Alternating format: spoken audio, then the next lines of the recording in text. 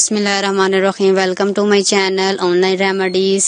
तो फ्रेंड्स, कैसे हैं आप? आज की मेरी वीडियो में आप देखेंगे बहुत ही ज़बरदस्त नुस्खा। वो लोग जो मसाने की कमज़ोरी और पेशाब के बार बार आने की वजह से परेशान रहते हैं, उनके लिए बहुत ही ज़बरदस्त आसान तरीका और इलाज मैं आपसे शेयर कर रही हूँ।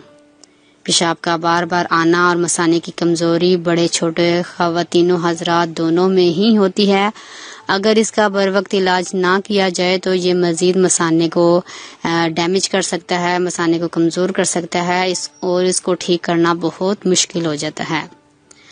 आज मैं आपको जो तरीका बताऊंगी वो आपके मसाने को मजबूत बनाएगा, जिससे आपको बार बार पेशाब की हाजत नहीं होगी।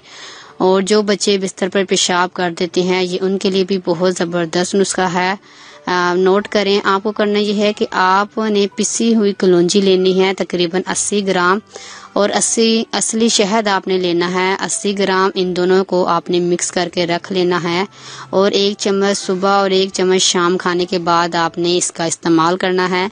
बड़े छोटे दोनों ही खा सकते हैं, इसका कोई नुकसान नहीं है। इंशाल्लाह चंद ही दिनों में फ़र्क महसूस हो जाएगा।